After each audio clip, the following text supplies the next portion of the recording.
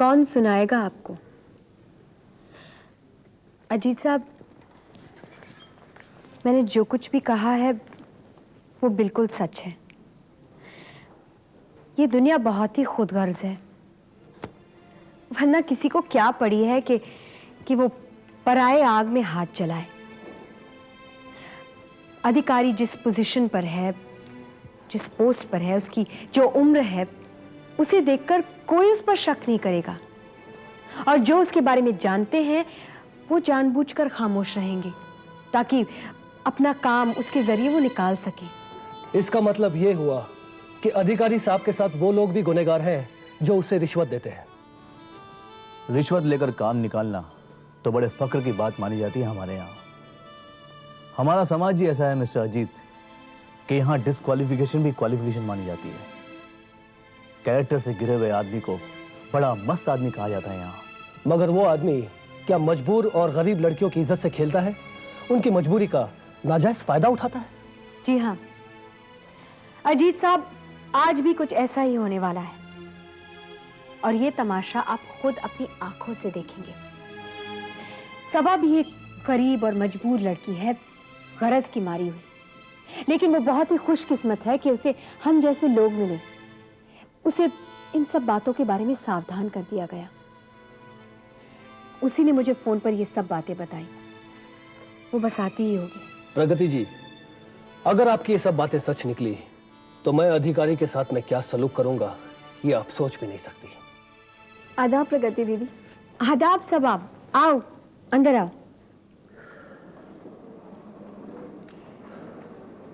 सबा, इनसे मिलो। ये है इंस्पेक्टर विक्रम। आदाब।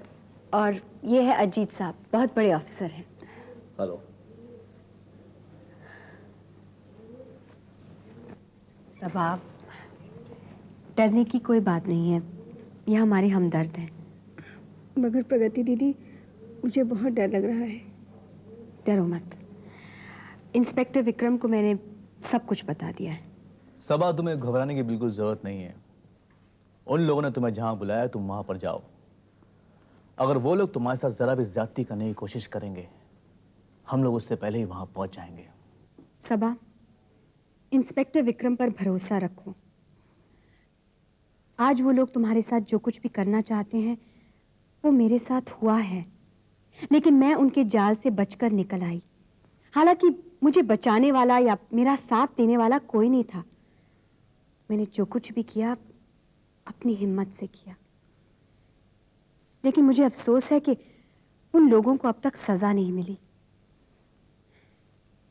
सबा, ये कहानी एक बार फिर दोहराई जा रही है, लेकिन ये उन लोगों की आखिरी कहानी होगी, क्योंकि ये कहानी अपने अंजाम को पहुंचने ही वाली है। प्रगति, आओ फरीदा, अंदर आओ।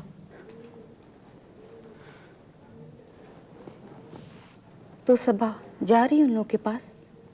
नहीं, हम इसे वहां भेज रहे हैं।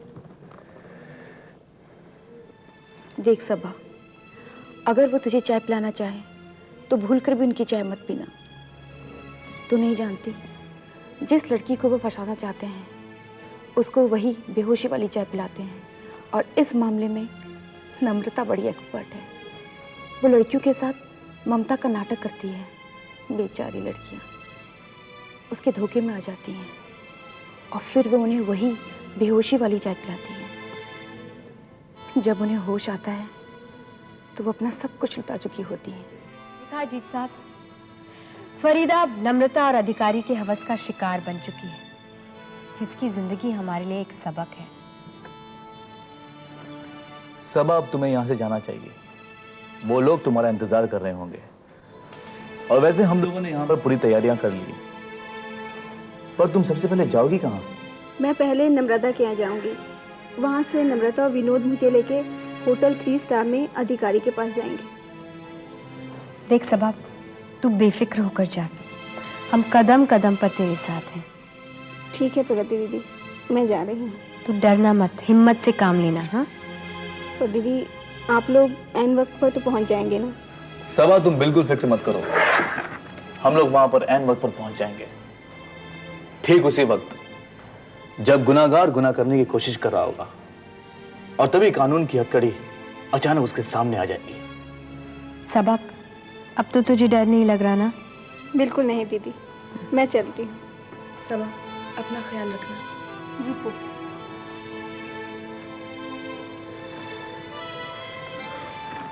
प्रगति जी, आज मुझे आपकी वजह से जिंदगी में एक नया तजुर्बा हुआ। अजीत साहब, ये तजुर्बा पूरा नहीं हुआ, ये तो सिर्फ शुरुआत है। और इसका अंत हम लोग करेंगे। प्रगति, अब हम लोगों को चलना चाहिए। चलिए चलते चलिए। प्रगति जी, आप सबा का ख्याल रखिएगा। अरे, ये क्या कह रही हो तुम? तुम भी तो चल रही हो हमारे साथ। देख फरीदा, तुम्हारे और मेरे साथ जो कुछ भी हुआ हम सबा के साथ नहीं होने देंगे। ये मासूम फरिश्ता जिसका नाम सबा है वो तो काल साबित होगा नम्रता और अधिकारी के लिए। चलो। विनोद साहब, मुझे तो शक हो रहा है इस सभा पर, क्योंकि जब वो पहली बार मुझसे मिली थी तो इस तरह की बातें नहीं कर रही थी, बल्कि बड़ी फर्माबरदार थी। नम्रता जब कभी भी नई लड़की आती है तो इस माहौल से वाकिफ नहीं होती है। वो इस नए माहौल में अपने आप को एडजस्ट करना बड़ा मुश्किल समझती है। दरअसल वो घबराती है और हम उसकी घबराहट को उसकी होशियारी समझ लेते हैं। ये ठीक कहा आपने। शायद सब आ गई।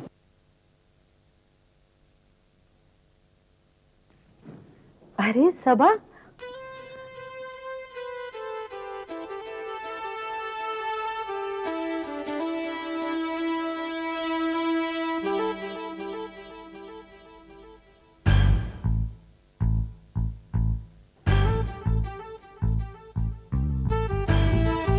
आओ ना बेटी, अंदर आओ।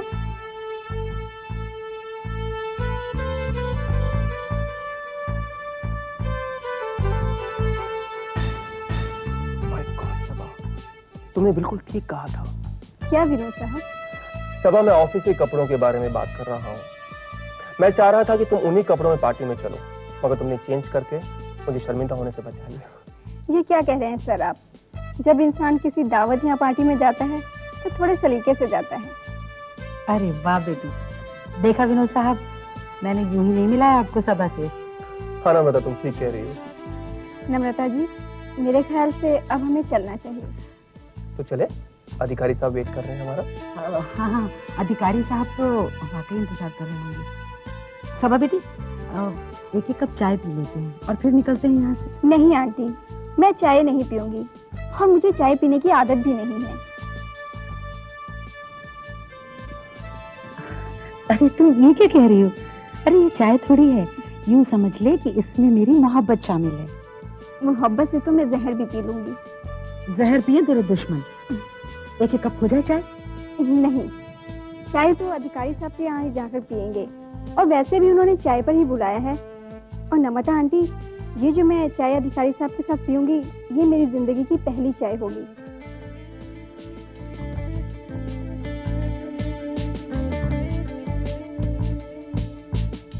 तो इसका मतलब है तूने कभी जिंदगी में चाय पी ही नहीं? नहीं आंटी, मैंने कभी नहीं चाय पी, और मुझे ये भी नहीं पता कि चाय का टेस्ट कैसे होता है। नम्रता जी, शायद सबा ठीक कह रही है। वैसे भी जो अपनी सेहत का ख्याल रखता है वो चाय पीने से कतराता है। कभी कभार पार्टी वार्टी में चाय पी लेते हैं। और वैसे भी आज सबा अधिकारी साहब के पास चाय पीने ही तो जा रही है। मैं अकेली पीऊंगी, आप नहीं आ रहे हमारे साथ? सबा, वो क्या है ना, मैं तुम्हारे साथ चलता मगर एक जरूरी मीटिंग आ गई है और वो मीटिंग अटेंड करना बहुत जरूरी है। डरने की कोई बात नहीं है, नम्रता जी है तुम्हारे साथ। हाँ हाँ, मैं हूँ ना बेटी तुम्हारे साथ। और फिर अधिकारी साहब भी कोई गैर थोड़ी ना है। हाँ सबा, नम्रता जी तुम्हें अधिकारी साहब के पास ले जाएंगे। ओके, मैं चलता हूँ।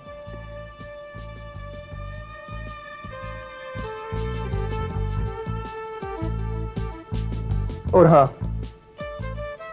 सबा, अधिकारी साहब के पास तुम मेरे खातिर जा रही हो, और समझ लो कि designer of the year award हमें ही मिलना चाहिए। और इसकी पूरी जिम्मेदारी मैं तुम्हें सौंप रहा हूँ। सबा, तुमने अधिकारी साहब का इनविटेशन कबूल करके मुझे ऑब्लाइज कर दिया है। विनोद साहब, ये क्या कह रहे हैं आप? सब इस ऑब्लिगेशन के बदले में मैं तुम्हें वो सब कुछ दूंगा जिसकी तुम हकदार हो। मेरा ख्याल है विनोद साहब, हम भी आप ही के साथ निकलते हैं। Why not? चलिए, मैं तुम्हें रास्ते में छोड़ दूंगा। चलिए। प्लीज।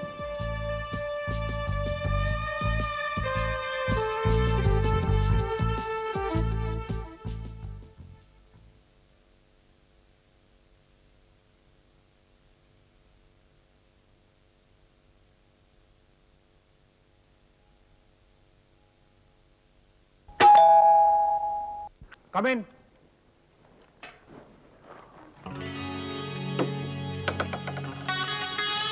सबा, इनसे मिलो।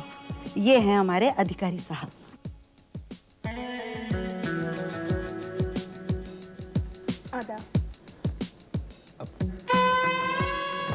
आदाब। आइए ना, आइए। वहां क्यों खड़ी हैं आप? अरे सबा, यहाँ शर्माने की कोई जरूरत नहीं है। हमारे अधिकारी साहब कहने को तो बहुत बड़े ऑफिसर हैं, मगर हैं ये हमारे दोस्त ही। जानती हो सबा, जब से इन्होंने तुम्हारे हाथ के बने हुए डिजाइन देखे हैं ना, तब से इनके दिल में तुम्हें मिलने की ख्वाहिश बहुत पैदा हो गई थी।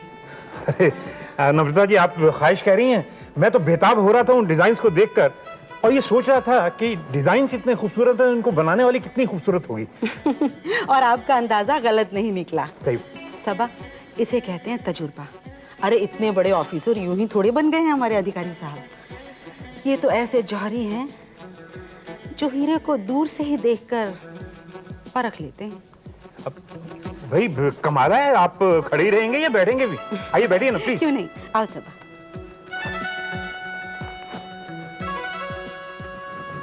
देखो भाई, आप लोग मेरे सामने कोई तकल्लुफ नहीं करेंगे, और ये बात मैं खास तौर पे सबा के लिए कह रहा हूं। जी। मेरे को वाकई में बहुत खुशी हुई सबा, और खास तौर पे इस बात की खुशी है कि इतनी कम उम्र में काम करने की इतनी लगन। ये मेरी भविष्यवाणी है कि तुम अपने फन की वजह से ऊंचाइयों पे बैठोगी। खुदा ने तुम्हें ऐसी कला दी है कि एक दिन तुम अपना और अपनी फर्म का नाम पूरी दुनिया भर में रोशन करोगे। अधिकारी साहब, मैंने जब सबा को पहली बार देखा तो मुझे ऐसा लगा जैसे कि इसमें मैं अपने ख्वाबों की ताबीर देख रही हूँ। और ये भी इत्तेफाक है कि मेरी वजह से ही इसे विनोद जैसे बॉस और आप जैसे दोस्त मिल गए। भाई, आपने हमें दोस्त कहा है तो कसम पैदा करने वाले की कि सब कुछ निछावर कर दूंगा अपनी दोस्ती के साथ। देखा सबा, मैंने कहा था ना, अधिकारी साहब बहुत ही जिंदा दिल इंसान हैं। भाई, हमारी जिंदा दिली तो सिर्फ मोहब्बत की वजह से है। हमें जिंदगी में कुछ नहीं चाहिए, कुछ नहीं चाहिए। हम तो सिर्फ मोहब्बत के भूखे, बस। सबा, तुम कुछ नहीं कहोगी? जी, मैं क्या कहूँ? कुछ भी। अरे हाँ सबा, देखो अधिकारी साहब ने अभी तक तुम्हारी कला देखी है, अब ये तुम्हें सुनना भी चाहते हैं। अब भाई ऐसे नहीं। एक हेलो, रूम सर्विस। हाँ, दिस 110। भाई, हमारे मेहमान आ गए हैं, कुछ चाय और स्नैक्स भिजवा दीजिए। जी, थैंक यू। लीजिए, चाय भी आ रही है। अधिकारी साहब, मैं आपका पहले से ही शुक्रिया अदा करती हूँ चाय के लिए। अरे भाई, इसमें शुक्रिया अदा करने की क्या बात है? ये तो आपकी जरा नवाजी है। सबा, तुम बहुत खुशकिस्मत हो जो अधिकारी साहब ने खुद तुम्हें चाय पर बुलाया है, वरना अधिकारी साहब के साथ चाय पीने के लिए तो अच्छे अच्छे तरसते हैं। नम्रता जी, आप भी हद करती हैं। भाई, शुक्रिया तो मुझे करना चाहिए कि सबा ने जो हमारी दावत कबूल की। नहीं अधिकारी साहब, नम्रता जी ठीक कहती हैं, शुक्रिया तो मुझे आपका अदा करना चाहिए। भाई, आप तो शर्मिंदा कर रही हैं। कम इन। हाँ, चाय रख दो और तुम जाओ, हम चाय बना लेंगे। अधिकारी साहब, चाय तो आज मैं बनाऊंगी, आपके लिए और अपनी प्यारी प्यारी बेटी सबा के लिए। भाई, ये भी कोई पूछने की बात है? आपके हाथों की बनी हुई चाय तो बहुत ही मशहूर है।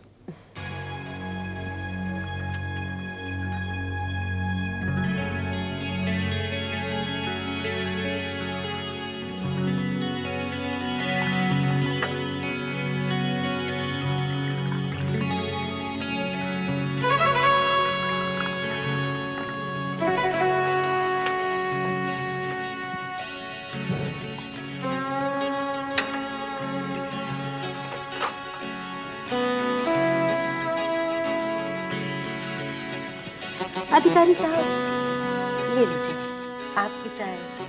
हाजिर। नहीं भाई, लेडीज फर्स्ट। पहली चाय सबा के लिए, क्योंकि वो हमारी मेहमान है। हाँ हाँ, क्यों नहीं। ये लो बेटी, पहले तुम ले लो चाय। जी शुक्रिया।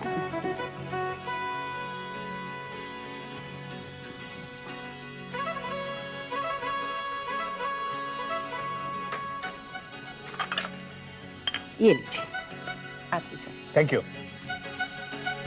ओह माय गॉड, क्या हुआ? मुझे एक बहुत जरूरी महिला समिति की मीटिंग के लिए कॉन्फ्रेंस हॉल बुक करना था और देखो ना, मैं भूल ही गई।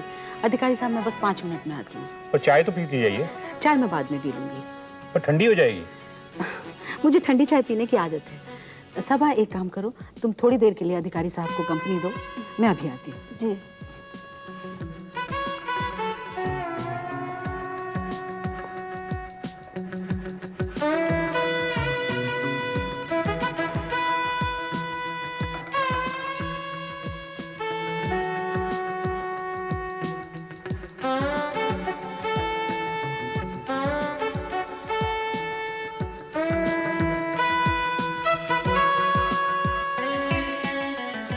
आप ऐसे क्या देख रहे हैं अधिकारी साहब? सबा, तुम अपने बारे में एक चीज नहीं जानती। वो क्या? ये कि तुम बहुत खूबसूरत हो। जी। क्यों? मैंने कोई बुरी बात कह दी? नहीं, आप गलत कह ही नहीं सकते। तो फिर इतने तकल्लुफ से क्यों बैठी? थोड़ा करीब आ जाओ। चलो, अगर तुम नहीं आ सकती तो हम आ जाते। चाय पियो, ठंडी हो रही है। अच्छा, तो तुम मेरे हाथों से चाय पीना चाहते हो? लो सबा, मैंने इसमें अपनी सारी मोहब्बत खोली। पी लो चाय। जी। चाय गिर गई। चलो कोई बात नहीं, अभी नम्रता जी आएंगी, उसमें दूसरी चाय बना। जी, चाय की कोई जरूरत नहीं। तो फिर किस चीज की जरूरत? जी वो क्या बदतमीजी है? ये बदतमीजी नहीं है। चाय मुझे। सबा, तुम चाय दीजिए मुझे। Come on! Come on, stop!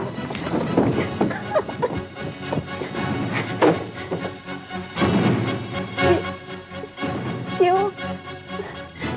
मुझे वो मुझे नम्रता, तुम तो कहती थी। मैंने जो भी कुछ इसके बारे में कहा था सब गलत निकला। ये तो जरूरत से ज्यादा ही होशियार निकली है। मगर आप फिक्र मत कीजिए। फिक्र कैसे नहीं करूंगा? इससे तुम्हारे हाथ की बनी हुई चाय भी फेंक दी। हाँ, मैं जानती हूँ इसने गिरा दी है वो चाय। और जो काम मेरी चाय नहीं कर सकी है ना, वो अब मेरी सख्ती करेगी। क्या मतलब? मतलब ये अधिकारी साहब कि इसने अभी तक अपने आप को आग के हवाले नहीं किया है। और मैं जानती हूँ कि इस तरह की लड़कियों को सीधे रास्ते पर लाने के लिए क्या करना चाहिए। अब तो नम्रता की मोहर लग के ही रहेगी तेरी जिस्म पर बच्ची, ताकि मंडी में मैं तेरा भाव लगा सकूं। क्या मुझे इसीलिए लाए थे यहाँ पर? हाँ, आज मैंने तुझे यहाँ बुलाया है और इसके बाद तू खुद यहाँ आया करेगी। नहीं। मेरी समझ में नहीं आ रहा ये क्या हो रहा है। अधिकारी साहब, आप बहुत बेताब है ना हुस्न का जलवा देखने के लिए। तो बस अब आपका इंतजार खत्म हुआ। लीजिए, इसकी शर्म और गैरत को उतार फेंकिए। लीजिए। छोड़ दो मुझे। चिल्लाओ, चिल्लाओ, इस चार दीवारी पक्की रह जाएगी, समझी? छोड़ दो उसे।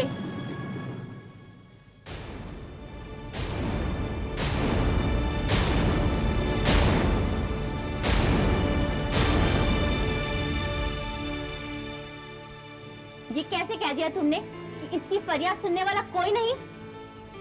कानून अभी जिंदा है, मरा नहीं। इंस्पेक्टर, तुम इस कमरे में? जी हाँ, मैं इस कमरे में पहले से मौजूद थी सबा की हिफाजत के लिए, और बाहर आने में देर इसलिए की कि तुम लोगों के खिलाफ सबूत इकट्ठा कर सकूं। तुम लोगों ने जो कुछ भी सबा के साथ किया है, उसकी मैं चश्मदीद गवाह हूँ। और तुम लोगों की वो मुजरिमाना बातें जिसे कानून की जुबान में बयान कहते हैं, वो इस टेप रिकॉर्डर में मौजूद है। इंस्पेक्टर, आप गलत समझ रही हैं। हम तो इसे सिर्फ चाय पीने के लिए यहाँ लेकर आए थे। हाँ, कानून की नजरों ने देखा है तुम्हारे उस चाय पिलाने के निराले अंदाज को। तो इसका मतलब है ये साजिश पहले से रची गई थी? जी हाँ। अधिकारी साहब, ये होटल का कमरा सबा के नाम से बुक है और मेरे और आपके यहाँ होने का कोई सबूत भी नहीं है। अगर मैं इन दोनों को खत्म कर दूं, तो जानते हैं क्या होगा? क्या? केस यूं बनेगा कि सबा यहाँ धंधा करने आई थी अपने किसी ग्राहक के साथ। पुलिस ने रेड डाली और ग्राहक ने इन दोनों का खून कर दिया और अब पुलिस तलाश करेगी उस ग्राहक को। अधिकारी साहब, मैं इन दोनों को ठिकाने लगाकर अभी आती हूँ। आप बाहर मेरा इंतजार कीजिए। ऐसी गलती करने की तुम हिम्मत नहीं करना Namrata. You both are under arrest. Pragati,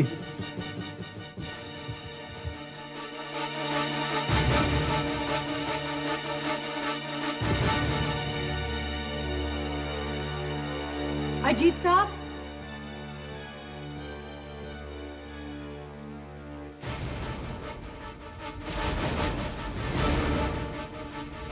export promotion council के चेयरमैन का ये नया रूप देखिए।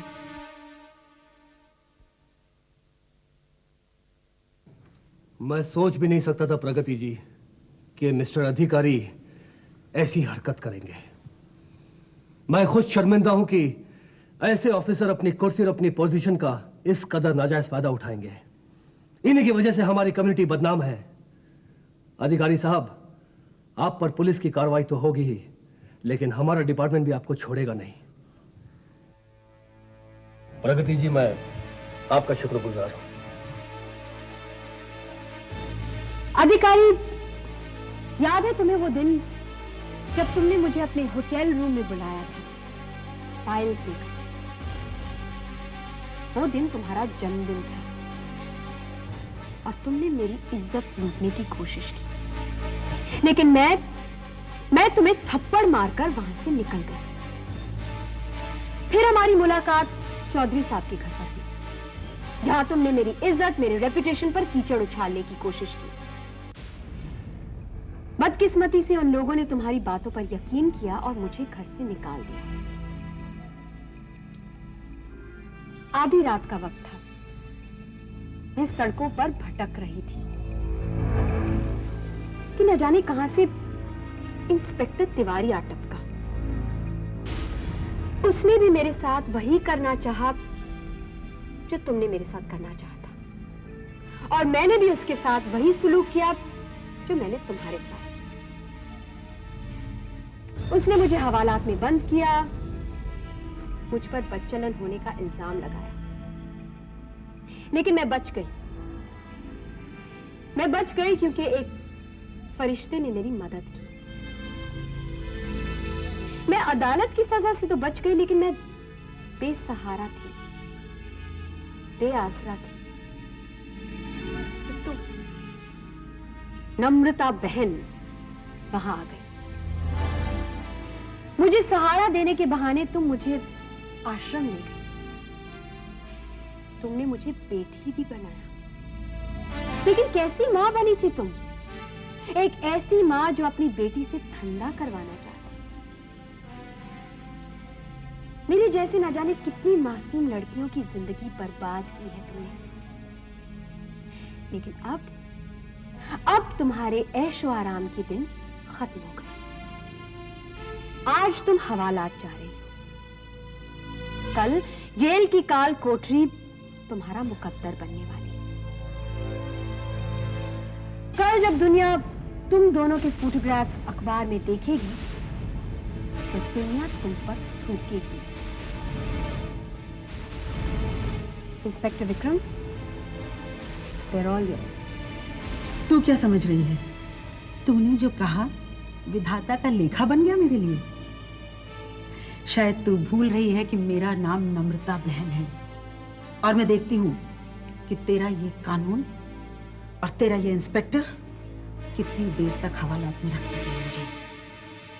ये तो पुलिस स्टेशन पहुंचने के बाद ही पता चलेगा बहन।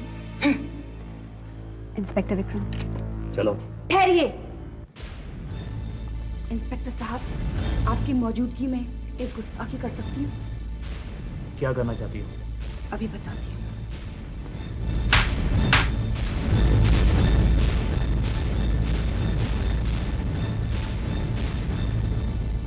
बहुत महंगा पड़ेगा तुझे ये तमाचा, और अब इसकी सजा मैं तुझे नहीं, तेरी भतीजी सबा को दूंगी। चलो चलो।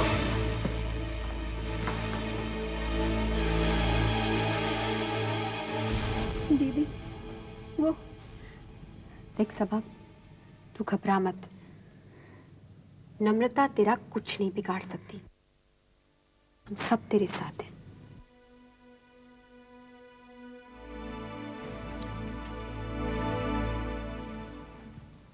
विनोद बेटे,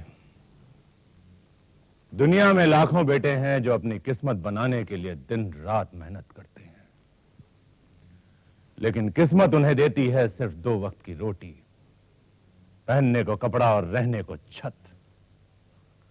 लेकिन तुमने जिस हवेली में जन्म लिया है, वहां तुम्हें अपनी किस्मत बनाने के लिए कभी धूप में पसीना नहीं बहाना पड़ा, सर्दी की रातों में ठिठुरना नहीं पड़ा, कभी बरसात में भीगना नहीं पड़ा, क्योंकि तुम्हारे बाप ने तुम्हारी किस्मत लिख दी थी कि तुम चांदी के झूले में झूलोगे,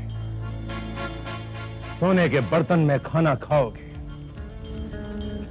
हमने तुम्हारी पैदाइश में ऐसा जश्न मनाया था कि उसकी गूंज बरसों तक रतनपुर की फजा में सुनाई देती रही। विनोद, हमने तुम्हारी तालीम ऐसे माहौल में की थी जो सिर्फ राजे और रजवाड़ों को नसीब होती है। तुम हमारी जायदाद के अकेले वारिस हो, लेकिन तुमने बाप दादा की कमाई हुई इज्जत और गैरत से हमेशा खिलवाड़ किया। तुम्हारी वजह से कई बार हमें नीचा देखना पड़ा, कई बार हमें शर्मिंदगी उठानी पड़ी। विनोद, मेरी एक बात समझ में नहीं आती कि तुम्हें अच्छे और बुरे को समझने की परख क्यों नहीं आई। तुम प्रगति से मुकाबला करना चाहते हो, उस मुकाबले में मैं भी प्रगति की हार देखना चाहता हूं, लेकिन तुम्हारी बेवकूफियों की वजह से उस मुकाबले का अंजाम मुझे साफ साफ नजर आ रहा है। विनोद, ऐसी नादानियां तुम कब तक करते रहोगे? तुम इतने बड़े बिजनेस के मालिक हो, तुम्हें ऐसी उच्ची हरकत शोभा नहीं देती। आखिर तुम्हें यह सब करने की जरूरत क्या थी? विनोद, तुमने एक अकलमंदी का काम किया जो तुम नम्रता और अधिकारी के साथ उस होटल में नहीं गए, वरना आज तुम भी उस हवालात के पीछे होते। देखो विनोद, अब हालात बदल चुके हैं। जमींदारी खत्म होने के बाद आज लोगों के दिल में हमारे लिए डर और खौफ भी नहीं रहा। आज लोग हमारे हुक्म पर सर झुकाने की बजाय बगावत पर उतर आते हैं। बाबूजी, ये जो कुछ भी हुआ अधिकारी की वजह से हुआ। उन्होंने सबा को चाय पर बुलाने की गलती ना की होती तो ये सब कुछ ना होता। विनोद, उसमें तुम्हारी भी गलती थी। सबा एक डिजाइनर है,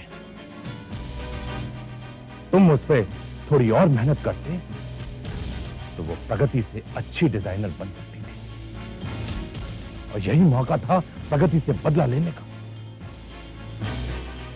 लेकिन तुमने, नम्रता और अधिकारी ने ये बात नहीं समझी, लेकिन प्रगति ने ये बात समझ ली और उसने इसका पूरा फायदा उठाया।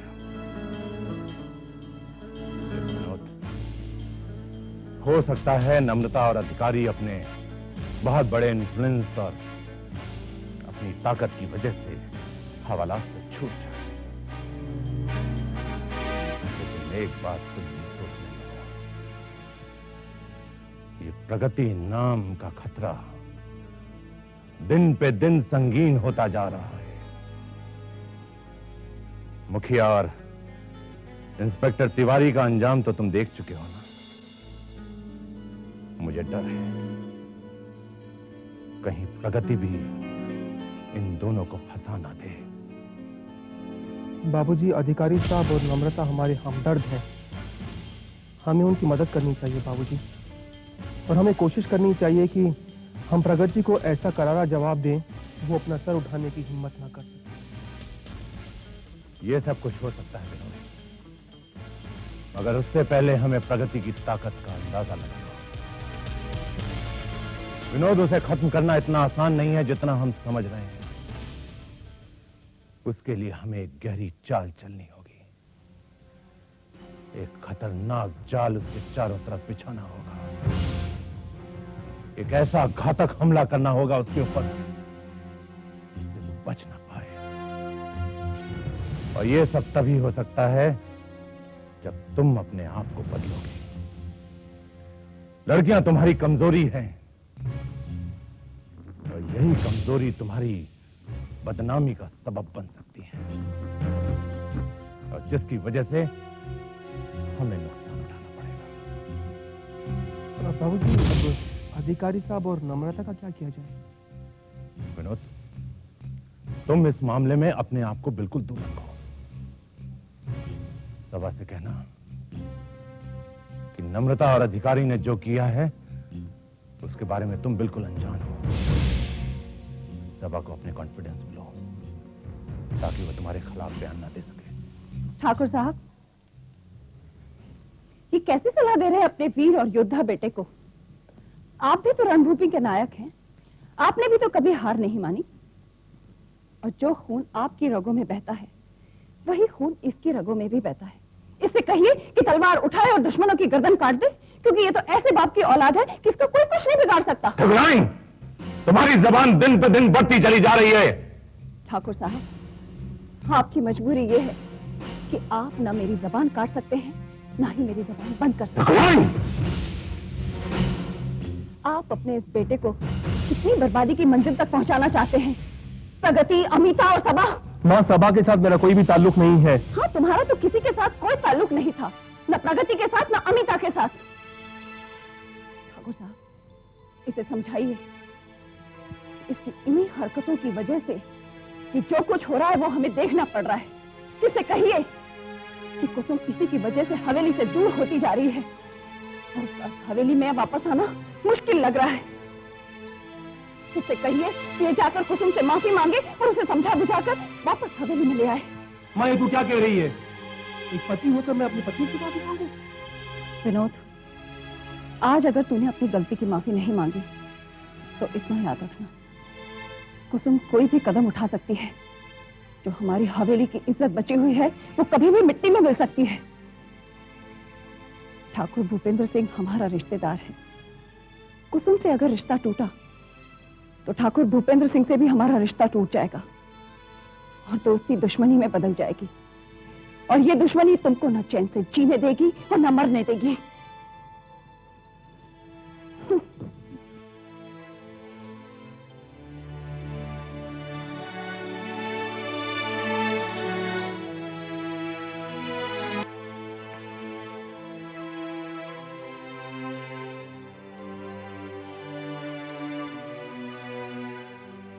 मैं ये सोच भी नहीं सकता था मां कि हमारी कमेटी के ऑफिसर्स इस तरह के होंगे।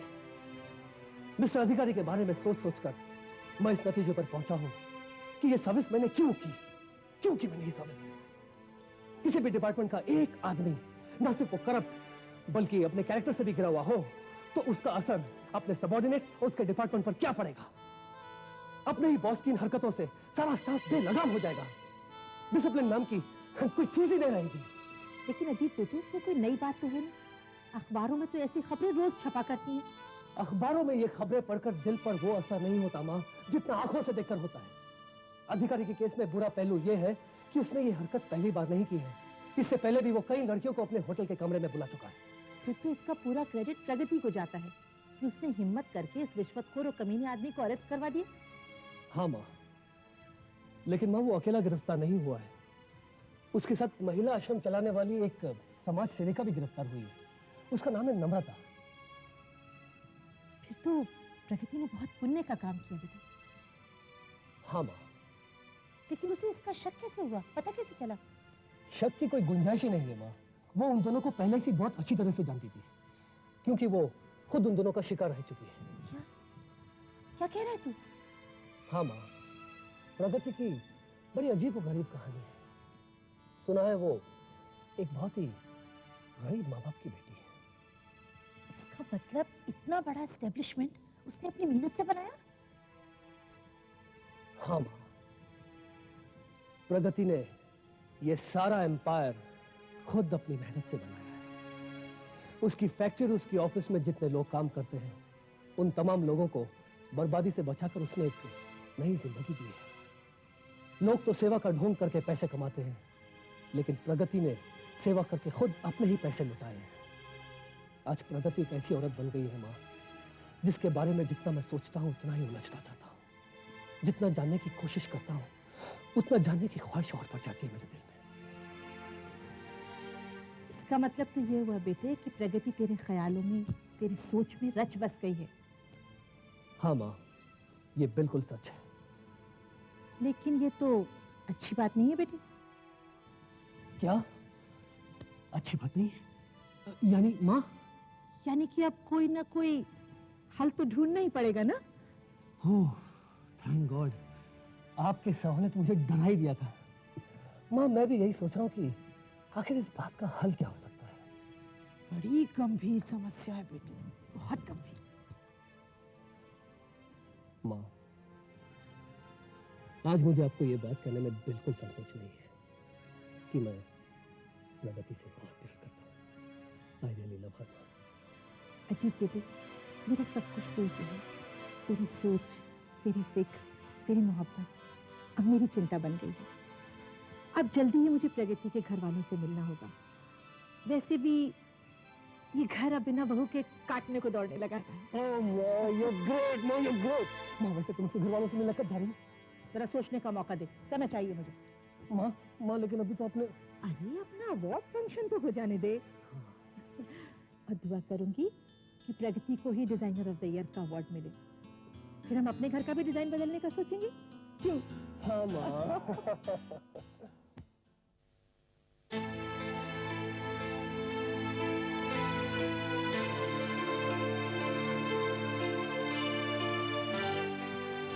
बस बेटा, बस कर, अब मत रो। प्रगति, अगर आज तू ना होती तो पता नहीं मेरी बेटी के साथ क्या होता। बस ऐसा ही हादसा फरीदा के साथ भी हुआ था। उस हादसे में हमने क्या खोया और क्या पाया, अब उन बातों को छेड़कर अपने ही जख्मों पर नमक छिड़क। खैर, मेरी बहन घर वापस आ गई। समझ लो खोई हुई खुशियां वापस आ गई। मगर हाँ, मेरी बेटी के साथ कुछ हो जाता तो यकीन मानो प्रगति, फिर इस रशीद को जानवर बनने से कोई नहीं रोक सकता था। कोई नहीं। रशीद भाई, यही गलती करते हैं हम। जिंदगी में हाथ से गम छोड़ जाते हैं और उन गमों का हमें बड़ी संजीदगी से मुकाबला करना पड़ता है। फरीदा के साथ जो कुछ भी हुआ वो मेरे साथ भी हुआ था। मैं भी अपनी जिंदगी खत्म कर सकती थी, बर्बाद कर सकती थी। मैं भी उस हादसे के सदमे से उसी तरह की जिंदगी जीना शुरू कर सकती थी, लेकिन नहीं, मैंने ऐसा नहीं किया। मैं जिंदगी से लड़ी। मैंने कसम खाई कि जिन लोगों ने मेरी जिंदगी पर दाग लगाया, जिन्होंने मुझसे मेरा सुख चैन छीन लिया, मैं भी उन्हें चैन से नहीं जीने दूंगी।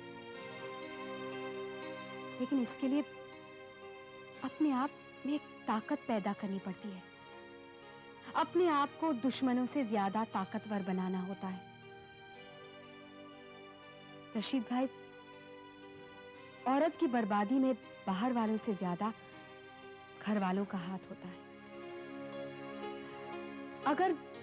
अगर उस हादसे के बाद आपने अपने आप को संभाल लिया होता तो फरीदा की जिंदगी भी संभल जाती। लेकिन आप तो गम से ऐसे निढाल हो गए कि आपने अपने आप को बर्बादी की भट्टी में झोंक दिया।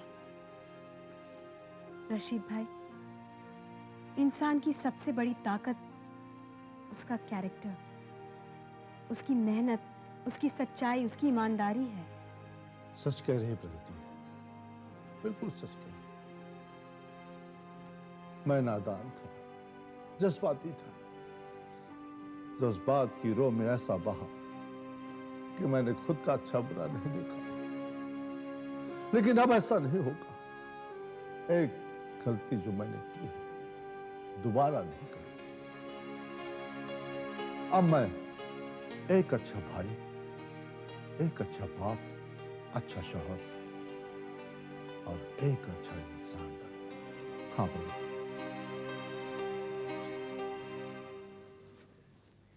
रशीद भाई, इंसान जब से जागे तभी से सवेरा।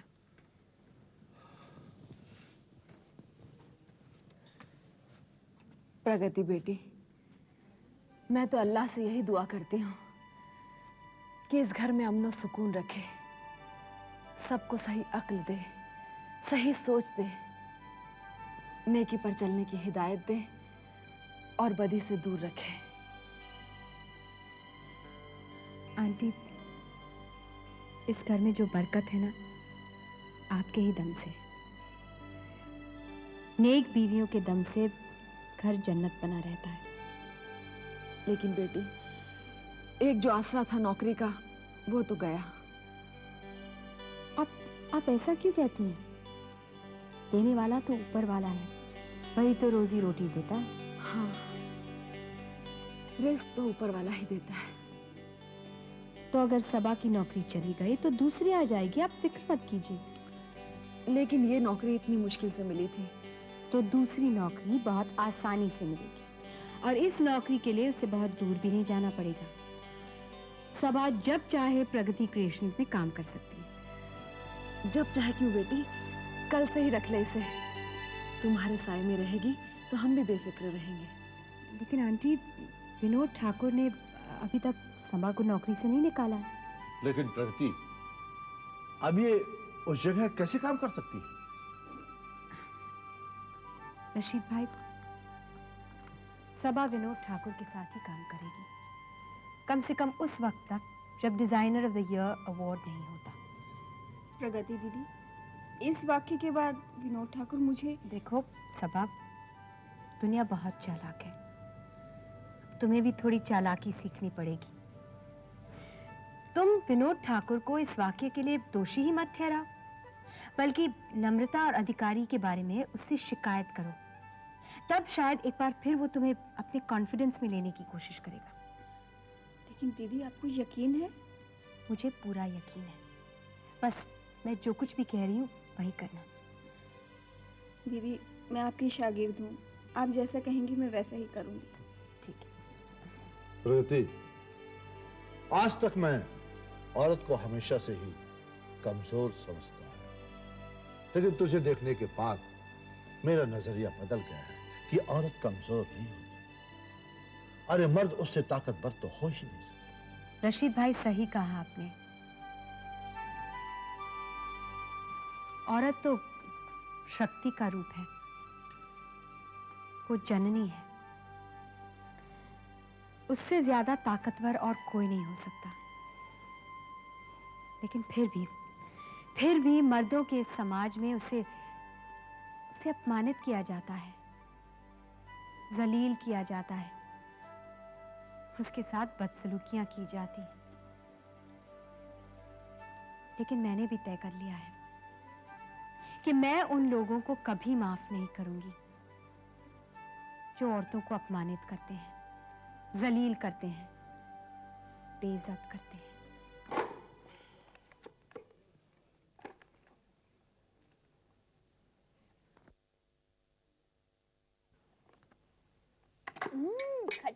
अरे अरे अरे, क्या कर रही हो? स्नोबर की फरमाइश है, उसके लिए आम का मुरब्बा बना रही हूँ। बहुत खट्टी है। लड़कियों को इन दिनों ऐसी चीजें ही पसंद आती हैं। और तुम अपने दिन भूल गई?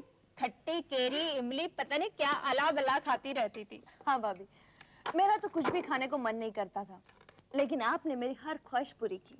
हाँ, हामला औरतों की हर ख्वाहिश पूरी करनी चाहिए, नहीं तो इसका असर उसके होने वाले बच्चे पर पड़ता है। स्नोबर के अब्बा ने मेरा बहुत ख्याल रखा था।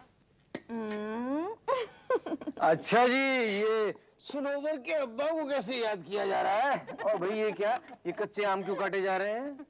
कुछ नहीं, स्नोबर की फरमाइश है कि आम का मुरब्बा खाना है, उसी के लिए बना रही हूँ। अरे तो फिर फौरन से पेशतर उसकी इस मांग को पूरा किया जाए।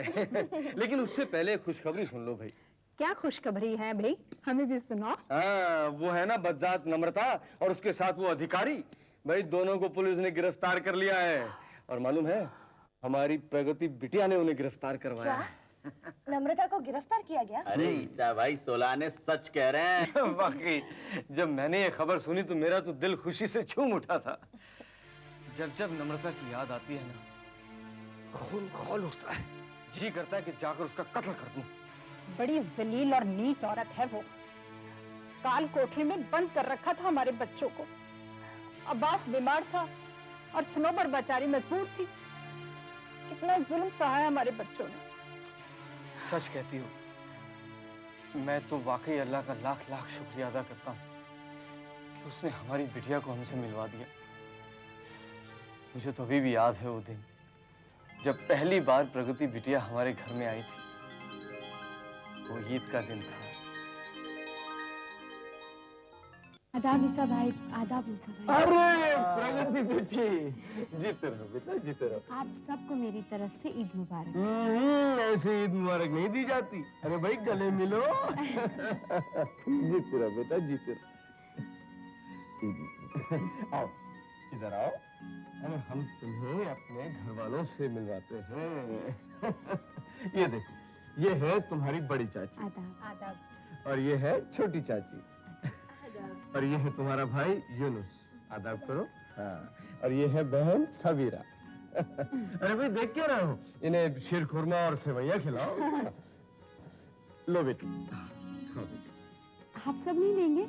अरे भाई, हम तो सुबह से खाते खाते थक गए हैं। आओ आओ इधर बैठो।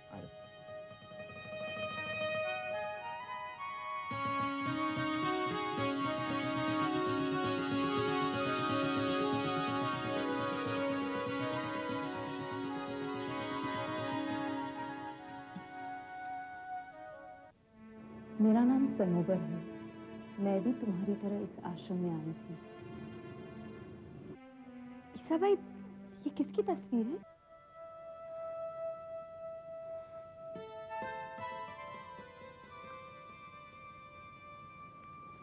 ये मेरी बेटी स्नोबर की तस्वीर है।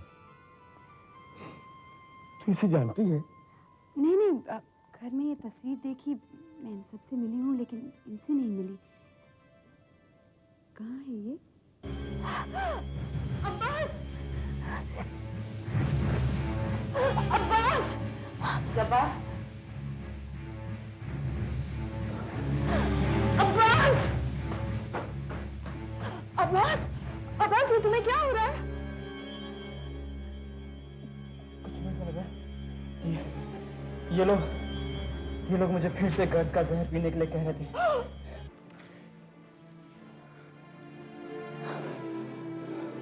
सनोवर, अब्बास भाई, प्रगति तुम? इनकी हालत बहुत खराब है ना? हाँ, अब बस अल्लाह पर ही भरोसा है। मगर तुम यहाँ क्यों आई? मैं तुम्हें छुड़ाने आई। हमें छुड़ाने? बस यूं समझ लो कि नम्रता की कैद में ये तुम्हारा आखिरी दिन है। तुम अपनी जान खतरे में डालकर यहाँ क्यों आई? मैं ये देखना चाहती थी कि तुम अकेली हो या अब्बास भाई भी तुम्हारे साथ है। लेकिन इतना बड़ा खतरा मोल लेने की क्या जरूरत थी? सनोबर और अब्बास की जान बचाने के लिए प्रगति की खुद की जान जा सकती थी, मगर उसकी उसने बिल्कुल भी परवाह नहीं की और अपना वायदा पूरा किया। और आज फिर एक मासूम जो कि हमारी बेटी की तरह है, उन दरिंदों के चंगुल में फंसने वाली थी। और प्रगति ने फिर अपनी जान पर खेलकर उसे उनके चंगुल से बचा लिया। ईसा भाई सोलाने सच कहते हैं। जब उस लड़की को बचाने की बात सुनी, ऐसा लगा कि वो भी हमारी ही कोई बेटी है। मैं पूछती हूँ जी, क्या कोई ऐसा कानून नहीं जो उस डायन को जिंदा जमीन में गड़वा दे? ये दुनिया का कानून है। यहाँ इंसान अपना कानून खुद बनाता है, इसीलिए बच भी जाता है। मगर वहां ऊपर वाले का जो कानून है ना, और उसका इंसाफ, उससे कोई नहीं बच सकता। तो ईसा भाई, मैं दुआ करूंगी अल्लाह से कि वो ऐसी जगह मरे जहां उसे कफन तक नसीब नहीं हो और उसकी लाश को चील कौवे नोच नोच कर खाएं। तुम्हारी ये दुआ जरूर कबूल होगी। और साजिदा देखना, इसे सजा जरूर मिलेगी। जिस दिन उसे सजा का हुक्म होगा, मैं 11 यतीमों को खाना खिलाऊंगी। क्यों भाभी जान? 11 को क्यों? मेरा मतलब 22 को क्यों नहीं? 22 को क्यों? अरे भाभी जान, 11 सनोवर के नाम के और 11 अब्बास के नाम के। इतना बड़ा हो गया मगर हिसाब किताब में अभी भी 0 है। तुम मूसा क्या बात कर रहे हैं ईसा भाई? हिसाब किताब में तो हम माहिर हैं। 11 और 11 22 ही तो होते हैं। अरे तो मैंने कब बोला कि 11 और 11 तूने 32 बोले हैं? अरे तो फिर मैं हिसाब किताब में कमजोर कैसे हुआ? देख भाई, 11 तूने गिनाए सुनोबर के जी, 11 गिनाए अब्बास के जी, तो प्रगति के 11 नहीं गिनाएगा जो वहां वो भी कैद थी। अरे हाँ ईसा भाई, आप तो 16 ने सच कह गए बात। अरे भाभी जान, 22 नहीं 11 11 11 यानी 33 कर लेना। चलो भाई, हिसाब किताब तो हो गया, लेकिन अब इस खुशी के मौके पर भाई प्रगति बिटिया को भी दावत पर बुलाना है? तो बुलाएं क्या? अरे इसमें मुझसे पूछने की क्या जरूरत है? उसका अपना घर है, जब जी चाहे बुलाओ। हाँ भाई, उसका अपना घर है, ये बात तो सही है, लेकिन उसके पास फुर्सत कहाँ है भाई? इतनी तो मसरूफ रहती है अपने काम काज में। क्यों मूसा? ईसा भाई 16 ने सच कहता है, मसरूफ तो बहुत रहती है। मगर ईसा भाई, बुलाना तो फिर भी पड़ेगा ही ना। हाँ भाई हाँ, बिल्कुल जाएंगे। हम कल ही उसके साथ रहेंगे और पूरा दिन उसके साथ रह के शाम को पकड़कर यहाँ लेकर आएंगे। अरे बाप रे, क्या हुआ ईसा भाई? सर में दर्द है? अरे भैया, उम्र का तकाजा है, मैं तो भूल गया, मगर कम से कम तू तो याद दिला सकता था ना। मैं समझा नहीं, ऐसी कौन सी बात थी जो मैंने याद दिलानी थी और मैं याद दिलाना भूल गया? अरे भाई, इतनी खुशी की बात हुई, प्रगति ने इतना बड़ा कारनामा किया, तो सुनोबर के ससुराल वालों को यानी अहमद भाई को ये खुशखबरी देनी थी कि नहीं? अरे हाँ ईसा भाई, ये तो मैं बिल्कुल ही भूल गया। उन्हें तो फौरन खबर करना चाहिए। चल चल चल, अभी चलते हैं। चलिए। अजय जरा रुकिए तो सही। सुबह से घर से निकले हो, जरा हाथ मुंह धो, खाना खाओ, तब कहीं जाना। नहीं भाई, अब दिमाग में आ गया है तो पहले ये खुशखबरी दे दे, अब फिर आके खाना खा लेंगे। अगर ये खुशखबरी मैं घर बैठे ही दे दूं तो? लो, अभी ये कहाँ का भाई? अरे हम जब तक वहां जाएंगे नहीं, जब तक उन्हें ये खुशखबरी देंगे नहीं, उन्हें कैसे पता चलेगा? और तुम यहाँ बैठे बैठे कैसे बता दोगी? टेलीफोन से।